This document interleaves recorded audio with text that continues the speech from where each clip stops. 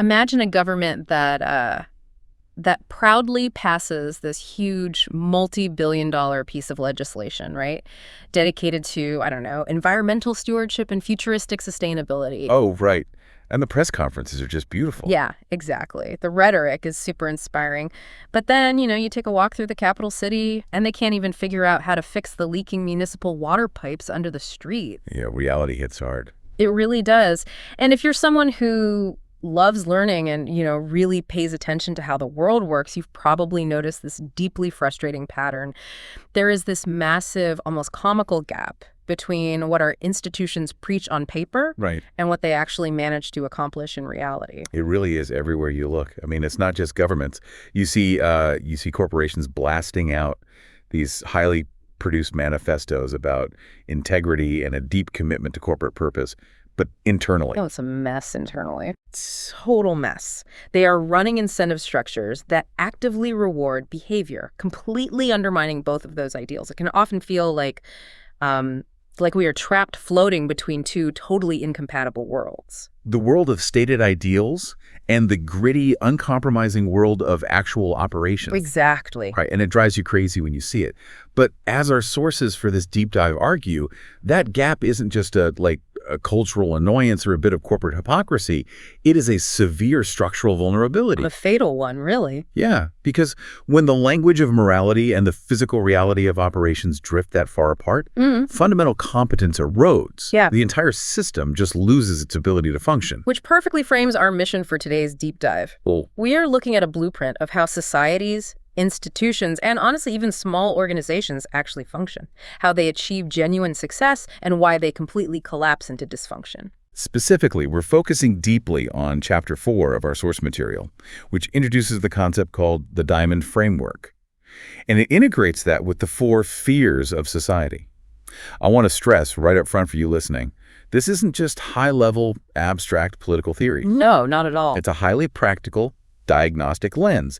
You can use it to understand why a national government fails, why a local community project thrives, or, even why the dynamics in your own workplace feel so broken. Okay, let's unpack this. Because if we want to understand how massive societies or even tiny startups actually get things done, we can't just talk about their values. Right. Values aren't enough. We have to understand the fundamental shape of their decision-making. We have to move past the complaint of, why are they so hypocritical, and look at the bare metal structure of execution.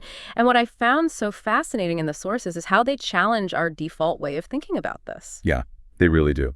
Most of us operate in a very Newtonian linear way, right? An event happens and we react.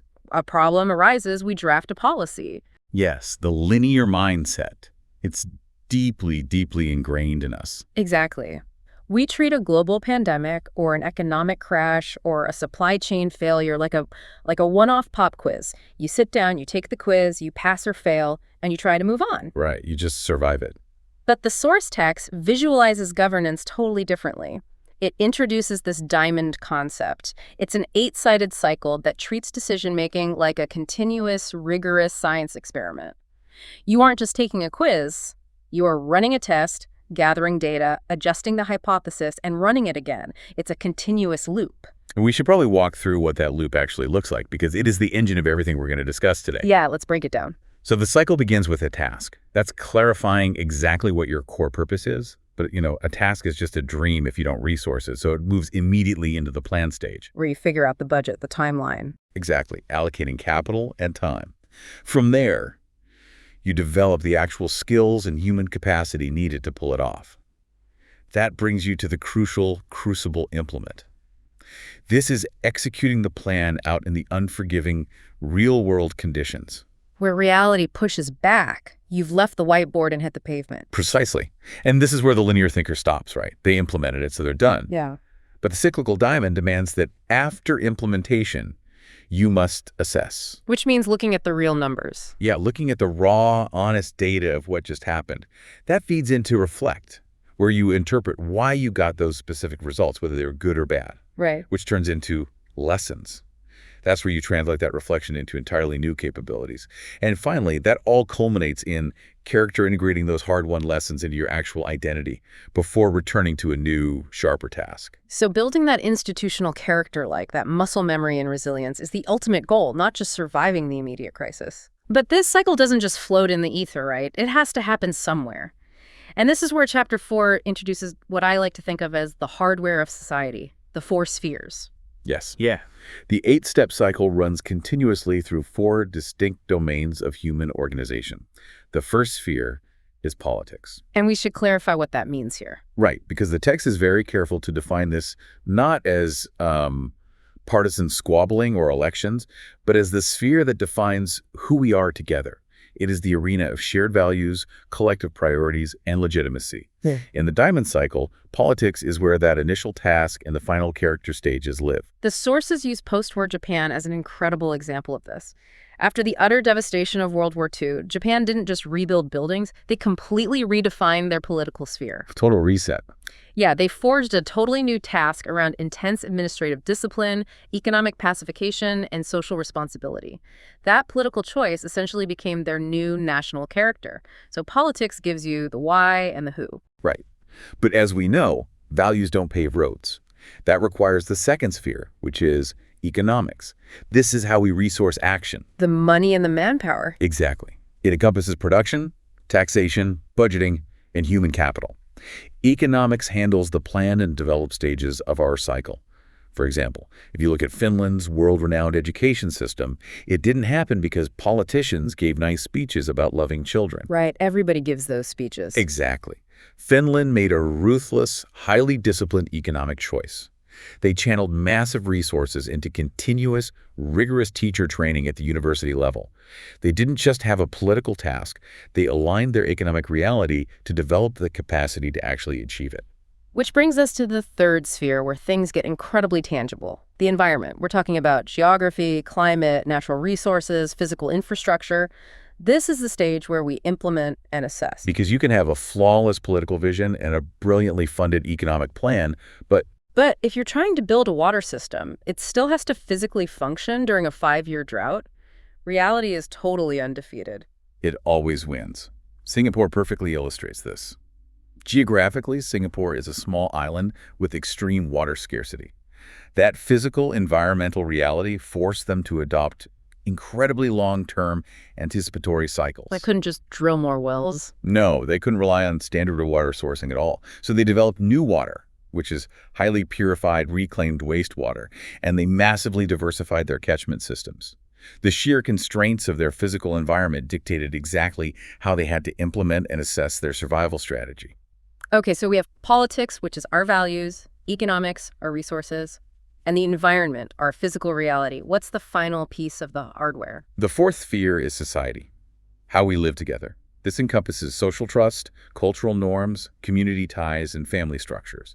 In the Diamond Cycle, society is where we reflect and draw lessons. Why does that happen in society? Because the downstream consequences of whatever political choices and economic plans you made become unavoidably visible in everyday social life. Estonia is the standout example in the text for this, isn't it? Oh, absolutely. Today, Estonia is famous for its digital citizenship model, voting online, digital medical records, e-residency. But that didn't work just because they had good software. In the 1990s, after breaking from the Soviet Union, Estonia had this tight-knit, highly educated, egalitarian culture that was just trying to survive together. Right, they had incredibly strong pre-existing norms of social trust. Exactly. Citizens fundamentally believed the state wasn't going to weaponize their data. Without that bedrock social trust, the most advanced technical plan in the world would have been completely rejected by the public. The social hardware enabled them to reflect and learn from the new technology. What's fascinating here is how heavily the source material warns against treating these four spheres as isolated categories. In modern life, we treat them like totally separate government ministries, right? Or different sections in a newspaper. We put the economists in one room and the environmentalists in another. Exactly. But the text argues they are an inseparable, interdependent flow. A political decision shapes an economic budget, which is physically built in a natural environment, which is then experienced by a society, which reflects on that experience to demand a new political character. It's a continuous living system. But that also means when something goes wrong in one sphere, it doesn't just stay neatly contained, does it? If these four spheres are constantly bumping into each other, friction is inevitable. Absolutely inevitable. The sources call this the spheric cascade. Pressure travels.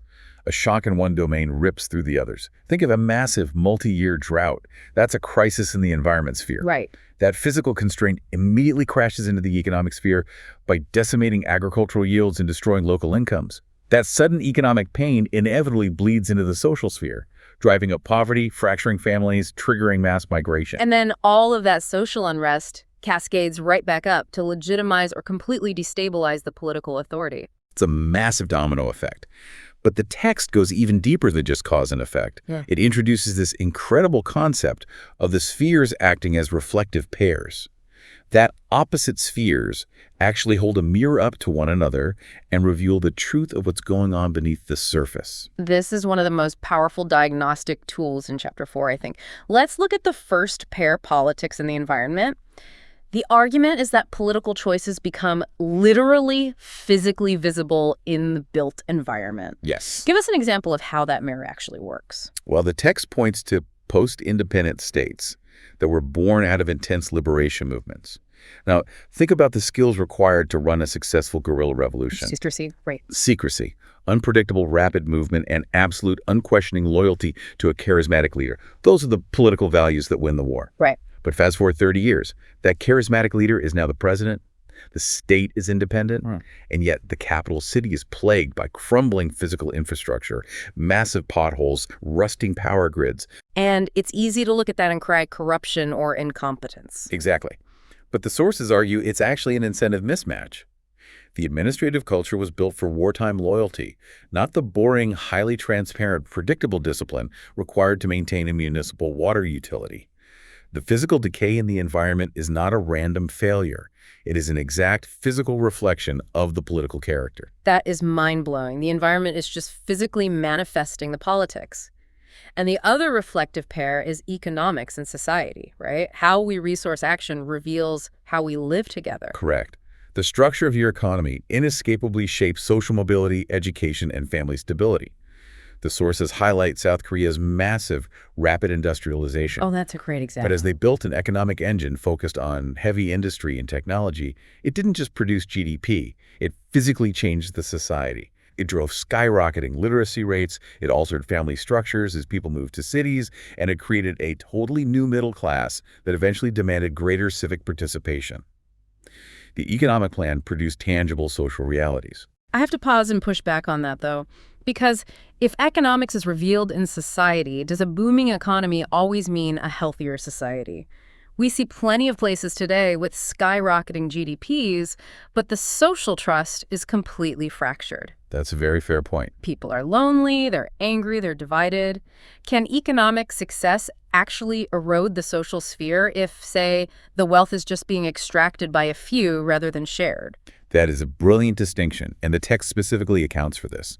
The spheres are interconnected feedback loops, not magical guarantees.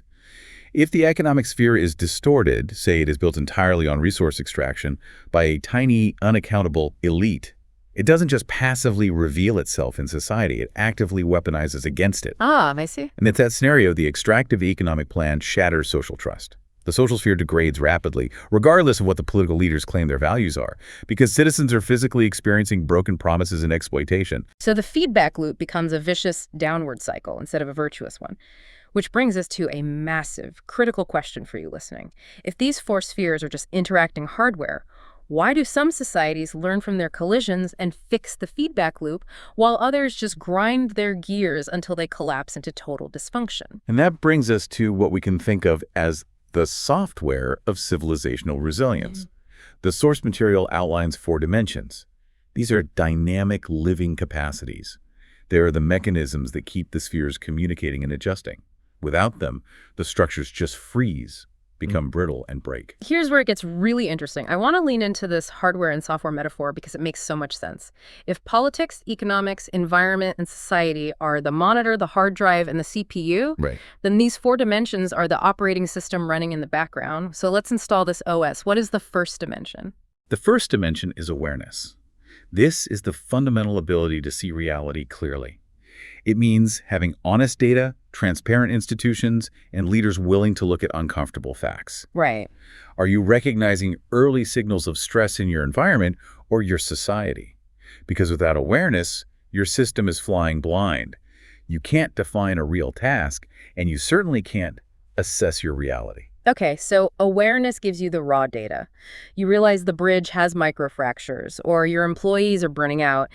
But data on a spreadsheet doesn't fix anything on its own. You have to know what that data actually means for tomorrow. Exactly, which triggers the second dimension, anticipation. This is the capacity to transform that raw awareness into actionable foresight. It's scenario planning, it's modeling different futures. If an institution lacks anticipation, its governance is purely reactive. You are just sitting around waiting for the next crisis to hit and then acting surprised when it does. And even if you see the problem coming, you still need someone to actually take responsibility for fixing it, which honestly feels like the rarest dimension of all right now. Oh, without a doubt. That is the third dimension, accountability. This is the teeth of the operating system. Accountability means linking authority directly to competence. It ensures the consequences are real, not just symbolic apologies. Right. It means evaluating outcomes honestly and removing people or policies that fail. Right. Accountability is the primary immune response that prevents institutions from drifting into comfortable decay. And the final piece of the software. Adaptability. This is the willingness to fundamentally adjust behavior and redesign institutions when the conditions change. It means abandoning rigid ideological commitments so you can actually learn from what the environment and society are trying to tell you. When a plan fails, an adaptable system doesn't just try the same failing plan harder, it iterates. This is where the framework gets chillingly relevant. If your operating system is corrupted, if your accountability code is full of bugs and your awareness sensors are turned off, it literally does not matter how shiny your physical hardware is or how much money is in the bank. No, it doesn't matter at all. The whole system is going to crash. That is exactly the dynamic. And Chapter 4 uses a very specific, ancient, and honestly terrifying word for what happens when that accountability software is completely corrupted. A kakistocracy. Rule by the worst or the most incompetent. Precisely. When an institution loses accountability, the implement and assess stages of the diamond cycle completely break down. The system stops caring about actual physical outcomes in the environment. Instead, it starts fiercely rewarding personal loyalty over competence. Just blindly checking the boxes. Exactly. It rewards procedural compliance over actual problem solving. So you end up with leaders who fundamentally do not know how to do their jobs. And because they know they are incompetent, they become deeply anxious. They stop making hard decisions and dedicate all their energy to protecting their positions. Yes, and the text maps out the psychological cascade of this. Anxiety in the political sphere leads directly to avoidance in the economic sphere. Nobody wants to make a tough choice about the budget. That avoidance leads to accusation in the environmental sphere. When the bridge finally collapses because no one funded the maintenance, everyone just points fingers. And that endless blame game finally leads to apathy in the social sphere. Citizens just accept that nothing works anymore and they stop caring. I want you to think about your daily life for a second. Think about how many institutions you interact with. Maybe it's the DMV, maybe it's a massive corporation you buy from, or a local school board that feel like they have completely lost their capacity for awareness. This raises an important question, doesn't it? It does. They are operating on total institutional autopilot. They reward loyalty, they check their boxes, and they are slowly drifting into that exact apathy. It is a terrifying thought because it feels so incredibly recognizable. It's universally recognizable. But I don't want to leave us in a nosedive here. We need to prove that this isn't just a doom and gloom academic theory. I want to look at what happens when an institution gets the software right. Yes, let's look at a success story. Let's talk about the ultimate example from the text, where the diamond cycle flows perfectly through all four spheres, powered by all four dimensions. Let's talk about the urban transport reform in Curitiba, Brazil between 1970 and 2000. Curitiba is a total masterclass in integrated governance. To set the scene, in the 1970s, Curitiba was facing massive population growth. Traffic was paralyzing the city, pollution was spiking, and the budget was extremely tight. The physical conditions were a nightmare. Most cities would have just poured concrete and built more highways. But they started in the political sphere by fundamentally redefining their task. Mayor Jamie Lerner and his team made a highly unusual political choice. They decided to prioritize human mobility, safety, and equitable access for all citizens, rather than just catering to wealthy elites who own cars. Right, so they established a clear why, But then they had to move into the economic sphere for the plan and develop stages. And here was the friction. They couldn't afford a massive underground subway system. They had to innovate. So what did they do? They allocated their limited budget to create a surface-level bus system that acted like a subway. Crucially, in the developed stage, they worked directly with local private industries to design and manufacture these massive, custom, bi-articulated buses. They aligned their local economic capacity perfectly with their political task. Then they hit the environment sphere, the physical reality, the implement and assess stages. And this is where it gets brilliant. It really is brilliant. They literally redesigned the physical geography of the city. They took over major arterial roads and built dedicated physical bus-only lanes.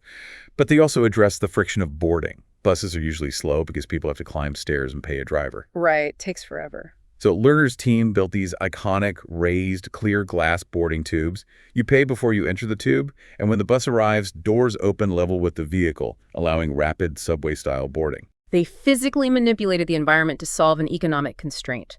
And they didn't stop at buses. They turned flood-prone areas into massive public parks with lakes that acted as natural flood control rather than building expensive concrete canals. And they rigorously assessed the data, right? Measuring traffic flow, commute times, dropping emission levels. Exactly, which feeds right into the society sphere, the reflect and lesson stages. The public response was overwhelmingly positive. Society experienced their daily commute dropping from 2 hours down to 30 minutes. They experienced clean parks instead of flooded basements. Wow. Social trust skyrocketed. The community validated the project, which allowed the city to learn, adjust routes, and continuously reinvest in improvements. And finally, that brings the entire cycle back around to politics, specifically the character stage. Right. Through this relentless, successful feedback loop, Curitiba forged a permanent governance culture.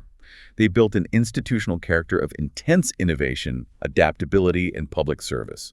They didn't just build a clever bus system, they culturally identified themselves as a highly competent, adaptable city. So what does this all mean? It means Curitiba didn't succeed just because Mayor Lerner had better values written down on a piece of paper.